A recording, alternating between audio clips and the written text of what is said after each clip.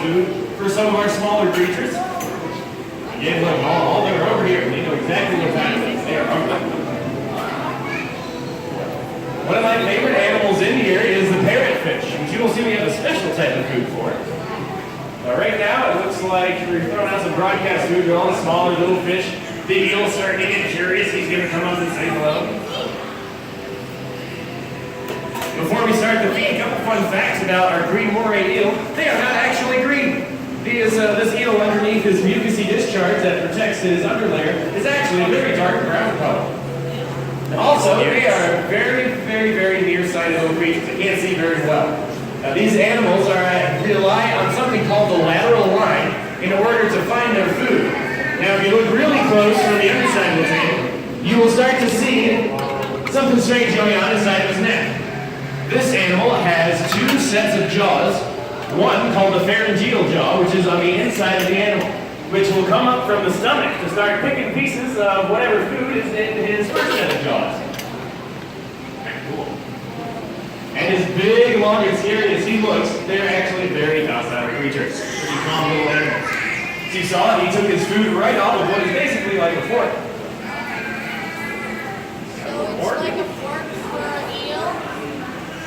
So we also have a few other creatures in here that we need to pull feed because they're very big, or will be very big eventually, and need their protein. Like this big male southern stingray here. This is our stingray feed after all, so let's talk about this guy.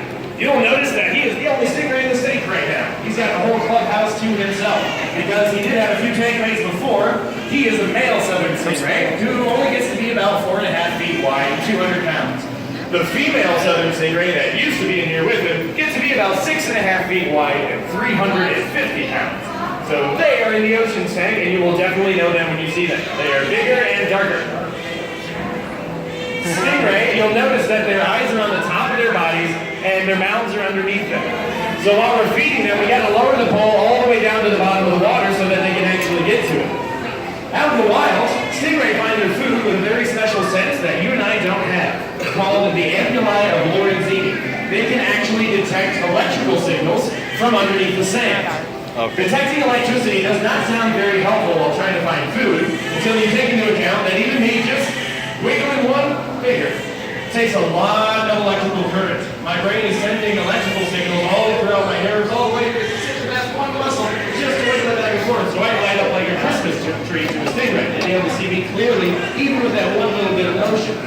They love to eat clams, mussels, and oysters, which can hold very still for a very long time. But every living creature almost has a heartbeat. So they are able to see the muscles of the heart moving inside of a mussel or a clam or an oyster. And they can vacuum the food that they find under the sand right up into their mouths, which shortly, I imagine, you will see on our male southern stingray. He gets pretty excited around these times, and will come up and show you his belly every once in a while. You can see that.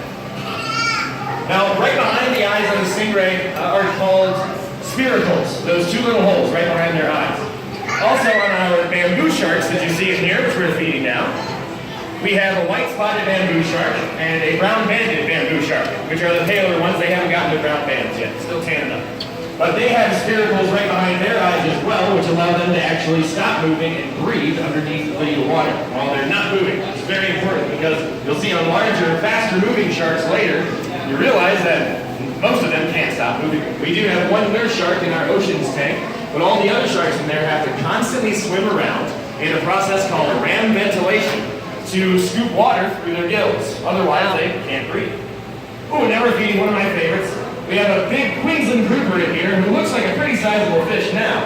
But you'll see the big chunk of food we're going to give her seems like a lot for her. But really, she's going to be about 800 pounds and 8.5 feet long when pulling her over. So that fish has got a long way to go.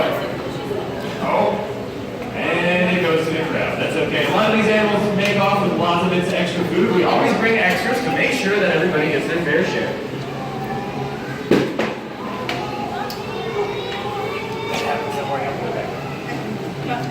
Another really cool thing about stingray, which I'm sure you're all wondering, when is he going to mention the stinger? Stingrays do have barbs on their tails, which they can't use to defend themselves, and our stingray still have theirs.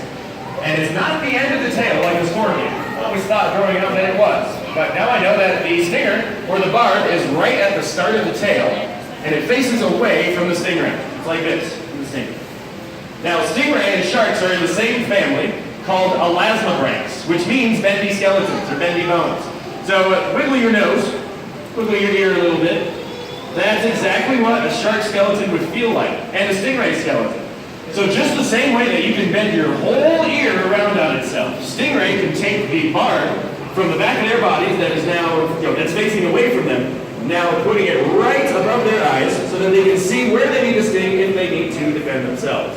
I like to describe that a lot, because has anybody ever seen a stingray do that before? Anybody? No. It's a very rare thing. Stingray are normal, very friendly little creatures who like to spend their time hiding underneath the sand. Unless you got some food, then watch out, they're coming for you. You got to get that food. So thank you everybody for joining us for the Stingray feed. We're still feeding a couple of these guys. If you'd like to hang around, ask questions, feel free. My name is Reese. If you have any, feel free to ask me. Also, don't forget, if you're just here with a ticket today, you've ever planned on coming back in the future, talk to admissions about the annual pass. The ticket you bought today is basically half the price of the annual pass, and we are open 365 days a year until about 9 o'clock most nights. Also, if you find the time, gift shop survey, a little touchscreen kiosk out in the gift shop. Kids especially, if you want to tell us what you thought about the aquarium, please do. If you liked it, if you loved it, even if you thought we had some room for improvement, we can handle it. It all helps to make your next experience and other people's experience a lot better as well. And the animals. Thanks everybody. I hope you all discovered something amazing today.